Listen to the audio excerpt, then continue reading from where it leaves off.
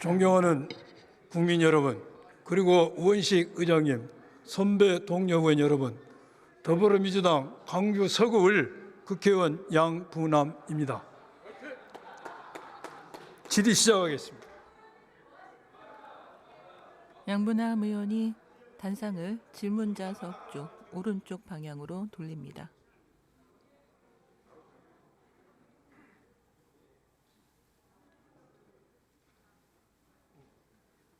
현재 대다수의 의원석이 비어 있는 상황입니다.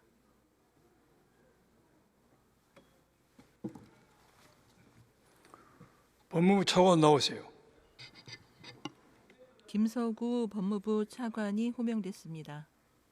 빠른 걸음으로 나와서 연단 아래서 차관, 부항 네, 고생이 많습니다. 의장에게 인사하고 모든 의원들이 연단 차관을 향해서 자리에 질문하니까 차관이 한편은 존재감이 있는 거야. 한편은 괴롭고 귀찮지만 나도 어쩔 수 없이 차관에 대해서 질의를 해야 되겠습니다. 차관, 네, 헌재법에 의하면 권한쟁의 심판 인용 결정은 국가기관과 지방자치단체를 기소한다고 되어 있어. 네, 그렇습니다. 그게 무슨 의미야?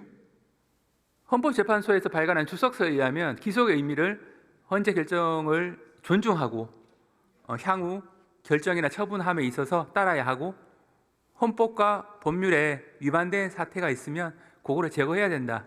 이런 취지로 설명하고 있습니다. 따라야 된다는 거지, 기소에. 네, 존중하고 1차적으로 존중을 하고 존중하고 예, 따라야 따른 돼. 거죠. 네, 그렇습니다. 그러면은 마흔역 재판관에 대해서 헌재 인용 결정이 나면 최대행은 임명해야 되지. 네, 기본적으로 인용 결정이든 기각 결정이든 권한쟁의는 기각 결정까지 기속력이 있습니다. 그래서 인용 결정이든 기각 내가 결정이든 간에 지금은 인용이야. 인용되면은 임명해야지. 결정 취지를 분석을 하고 한 다음에 1차적으로 그 취지를 존중하고 취지가 인용이야. 네네 그럼 따라야 되지. 기속이 되지. 헌법재판소법에 규정된 대로 기속력이 어긋나는 행동을 하면 안 되는 겁니다. 기속력이 어긋나지 않는 게 뭐야? 임명을 해야 되겠지. 그거는 이제 결정문을 분석을 해야지 명확한 그거 인용해야 판단이 돼. 가능합니다. 네네. 만약 인용이 됐는데 임명하지 않으면 기속을 어기는 거야. 이거 직무유기죄 되지. 그 형사적으로 죄가 되는지는 또 별개의 문제인데 이 부분은 별도의 검토가 필요할 것 같습니다. 기본적으로 권한쟁의 그 주문이 상당히 복잡할 수가 있기 때문에 어떤 결정이 나오는지 아니 그러니까 복잡하게 생각하지 말고 헌재에서 권한쟁의 심판을 인용했다. 기속력 있다고 그랬잖아. 기속력은 조금 전에 따라야 된다고 했잖아. 그럼 임명을 해야 되는 것이지. 네, 그 취지를 존중하는 거죠. 네네. 임명하지 않으면은 공무원이 정당한 직무 없이 직무를 집행하지 않은 것이잖아. 직무유기죄가 되는 거잖아. 네, 그 부분은 지금 이제 인용 결정을 전제로 말씀하셔서 그런데 결정문을 분석해서 취지를 판단하는 것이 먼저 1차적인 임무라고 생각합니다. 됐어요. 창원지검의 명태균 게이트 사건에서 물어보겠어요. 네네. 지난 10월 10일 날 창원지검에서는 김영성과 명태균 사건에 대해서 주고받은 돈이 봉급이라 해서 무혐의 처분했죠. 알고 있습니까? 네, 그 부분 한 번 더 다시 말씀해 주시면. 네. 김영성과 명태균이 주고받은 돈의 성격이 봉급이라 해서 처음 공직선거법 위반해서 무혐의 처분했는데 네네. 알고 있어요? 애초에 사건 최초에. 이거 그렇습니다. 네. 무혐의 처분이 되고 나서 네. 명태균, 윤석열 간의 녹음 파일이 공개가 되고 네. 그리고 나서 명태균을 다시 피의자로 입건했어요. 네. 그래서 영장을 청구해서 구속하고 기소했습니다. 네네네. 왜 그래? 처음에는 봐주려고 그런 거 아니에요? 기본적으로 현재 명태균 피고인이 기소된 취지는 김영선 의원으로부터 아니 처음에 왜 무혐의를 했냐고. 그 부분은 그 사건에 대한 그 수사 결과 그런 혐의를 인정하기 무슨 어렵다. 예. 혐의가 다시 인정이 돼서 구속까지 했는데 왜 최초에는 무혐의를 했냐고. 그렇기 때문에 검찰이 명태균 게이트를 뭉개로 했다는 의심을 받는 겁니다. 다음 질의하겠습니다. 작년 10월 14일 날 명태균이가 자신의 황금폰 포렌식을 의뢰한 업체를 검찰이 압수수색했어요. 알고 있죠? 예, 관련 압수수색이 진행했다는 걸 알고는 됐지. 있는데 예. 거기 가서 압수수색하면서 거기에 찍힌 업체에 설치된 CCTV를 통해서 황금폰의 소지를 발견하지 천암집에 있다는 것을 그 사실은 10월 26일 날 작성한 수사복에 기재가 되어 있어요. 그렇다면은 수사 원칙상 미님 최소한 10월 25일 이전에는 황금폰의 소재를 알았다는 것입니다. 그렇다면 즉시 압수수색을 해야 되는데 10월 31일 한참 지나서 압수수색했어요. 왜 그랬어요? 하기 싫어서? 예, 그 부분은 제가 좀 구체적인 내용에 대해서는 좀 살펴보도록 하겠습니다. 아니, 네네. 차관도 수사해봤죠. 아, 네네네. 수사하면은 압수물의 존재를 알게 되면은 즉시 가서 압수를 해야지. 네네. 열흘 이상 지나서 압수했냐 이것이. 네, 기본적으로 그러니까 검찰이 네. 의심을 받는 거예요. 네, 그 부분은 한번 제가 구체적으로 확인해 보세요. 네네. 그다음 네. 압수를 갔어요. 압수물이 어디가 있는지 알아. 지금 처남 집에. 그런데 압수를 못했어요. 안 한 거예요. 못 한 거예요. 기본적으로 사실관계는 제가 또 확인할 필요가 있을 것 같은데 압수물 존재를 알고 있음에도 불구하고 의도적으로 안 했다라고는 도저히 생각할 수 없는 부분이라 나도 그렇게 솔직히- 생각 안 하는데 예, 확인해 보겠습니다. 결과적으로 황금폰이 처남 집에 있다는 것을 알고 간 거야. 검찰은 압수물이 어디가 있는지 모르고 가더라도 찾아냅니다. 수사 능력이 탁월해서. 그런데 압수할 물건이 처남 집에 있다는 것을 알면서 가서도 압수를 하지 못했다는 거예요. 이 대목에 있어서 과연 검찰이 압수를 능력이 없어서 못한 것인지 아니면 일부러 안 한 것인지 의문이 많은데 국민들은 후자의 무게를 두고 있어요. 그래서 작년 12월 12일에 명령이 이미 제출합니다. 차관이 검찰 후배들 지휘를 잘해야 되겠어요. 네, 이거 있는 물건도 압수수색 못하고 무슨 검찰 하겠어요. 네, 다만 다음 질문하겠습니다. 네. 그거 잘 모르신다면서 이유를. 아니요, 근데 다만 제가 말씀드리고 싶은 거는 기본적으로 증거인멸 교사 혐의로도 별도로 검찰이 인지를 했기 때문에 알고 있음에도 불구하고 놔뒀다고 하면 그런 인지를 했을 수는 없죠. 그래서 약간 그 부분은 그건 좀 무능하네. 모순이 있는 거예요. 무능한 검찰이다. 그리고 창원지검은 작년 10월 초에 이미 명태균이가 윤석열, 김건희 부로부터 김영선 공짜 여론조사 대가로 김영선 공천을 받았다. 이런 사실이 확인했어요. 그리고 거기에 대한 자료로서 명태균과 윤석열 간의 육성 녹음 파일이 공개됩니다. 그리고 둘이 주고받았던 김건희 여사와 주고받았던 문자 메시지, 텔레그램이 캡처본이 있어요. 알고 있죠? 아, 네, 그렇습니다. 수사해봤죠. 네. 나도 오랫동안 수사를 해본 사람인데 이 정도면은 증거가 넘치고 흐릅니다. 당연히 김건희 여사 소환해서 조사해야 됩니다. 그럼에도 불구하고 4개월이 지난 지금 이 시점까지 소환 조사를 하지 않고 있고 이 점에 대해서 많은 의원들이 차관에게 질의를 했을 때 차관은 이렇게 답변했어. 황금폰을 포렌식 중에 있다. 황금폰 포렌식 이전에 수사복에 적힌 내용만 가지고는 증거가 미비하다고 이야기하고 있습니다. 그런데 황금폰은 12월 12일 제출돼서 2달이 지났습니다. 지연하고 있는 거예요. 또 하나 황금폰 내용은 이미 작년 10월 14일 날 포렌식 업체 압수수색하면서 중요한 내용은 알았습니다. 검찰이. 그리고 방금 내가 이야기한 것처럼 육성 녹음 파일이 있고 관련된 메시지 문자가 있는데 더 이상 무슨 증거가 필요했는가? 증거가 충분합니다. 이 정도는 수사를 해야 됩니다. 그럼에도 불구하고 차관이 계속해서 증거가 부족하다. 황금폰 포렌식 결과를 기다린다고 이야기한 것은 차관의 양심의 소리를 저버린 거야. 이것은 수사를 모르는 국민을 기망한 거야. 검찰 조직원을 기망한 겁니다.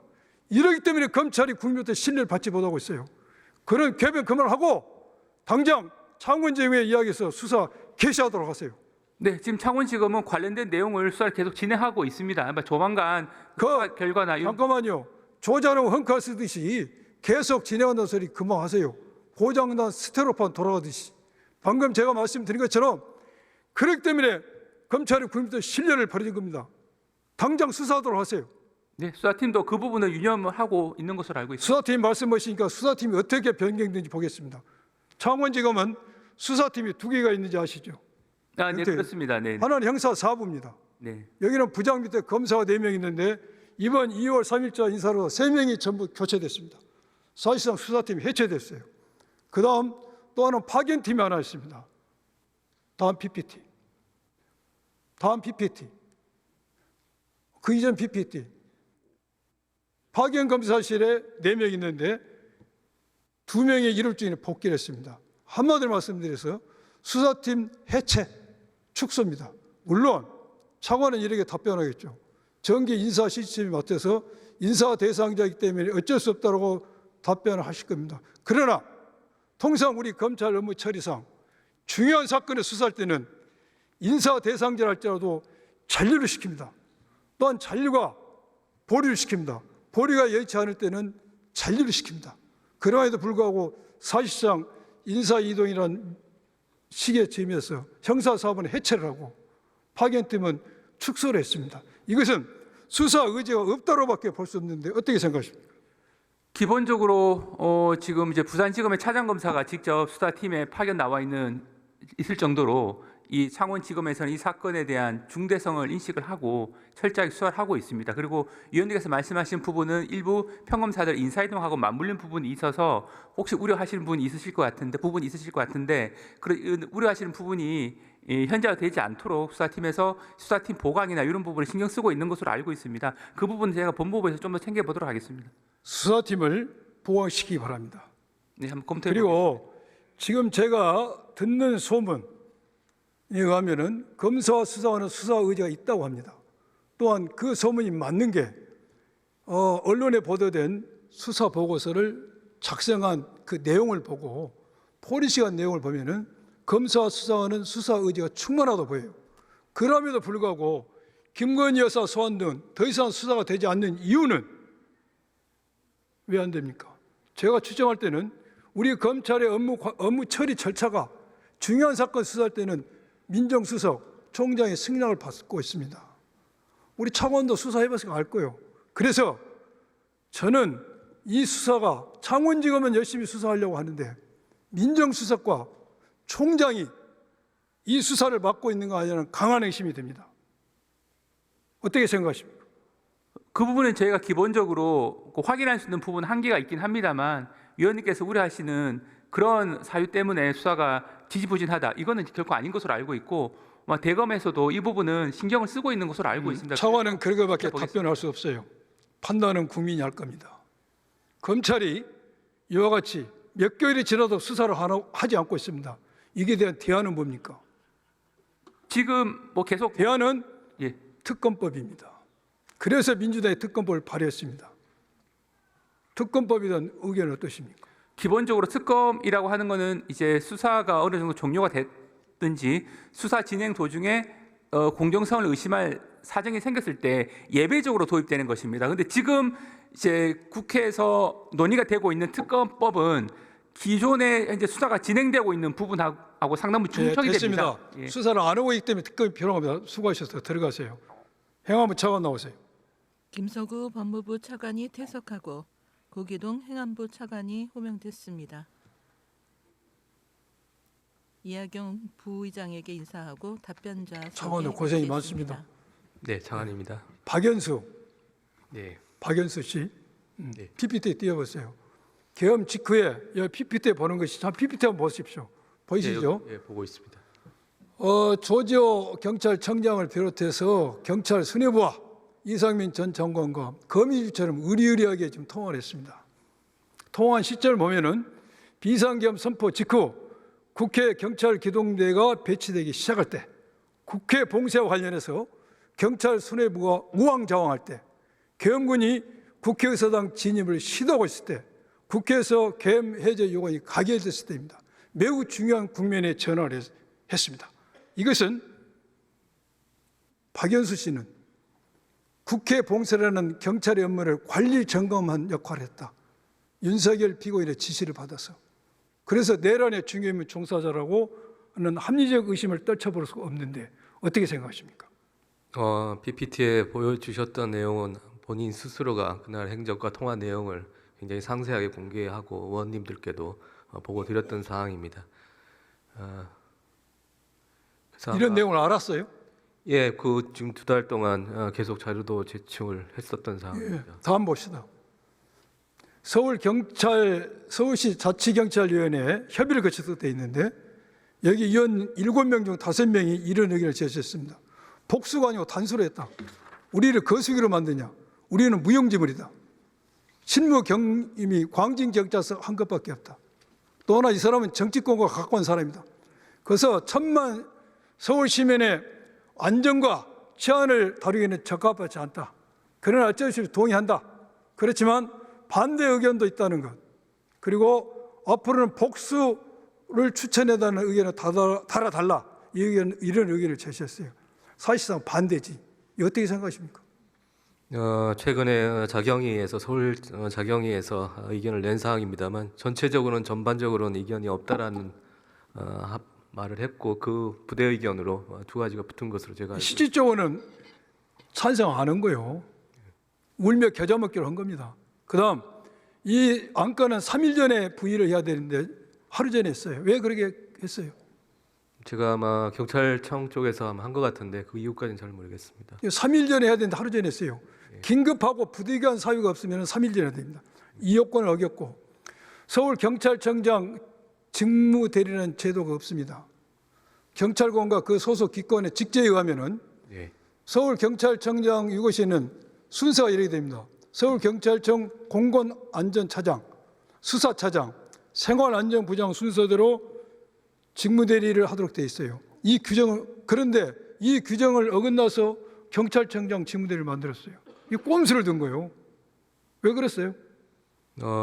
추가적인 직무대리 규정에 보여주셨던 내용 중에 제가 그 말 답변할 줄 알았습니다. 그 직무대리 국가대리 직무대리 규정에 특별 규정이 있으면 특별 규정을 따르도록 되어 있습니다. 그런데 경찰청 소속 직제하는 규정은 특별 규정입니다. 차관이 틀렸어요.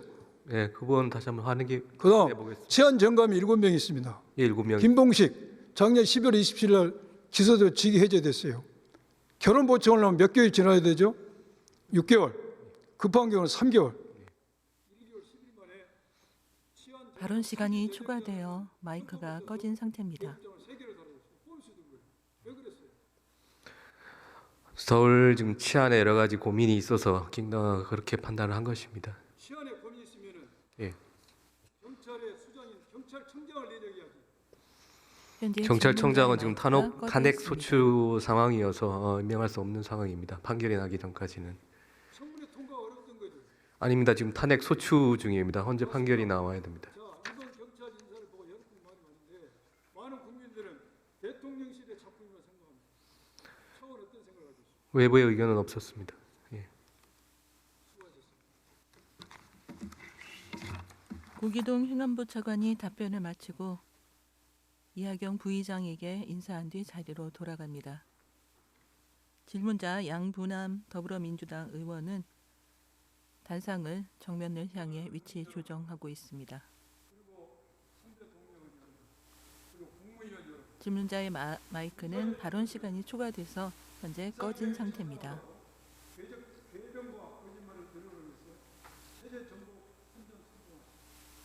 일부 정치인이 이에 동조함으로써 우리 사회 극우 세력들이 체제 전복을 시도하고 있습니다. 이제 대한민국 사회는 심리적 내전 상태를 뛰어넘어 윤리적 내전의 가능성이 존재하는 위험한 사회가 됐습니다. 여야정 모두 힘을 합쳐 이 위험한 상황을 극복하는 데 다 같이 열어갑시다. 정치적 방송. 양분남 의원이 의원석을 향해 인사하고 연단을 내려갑니다.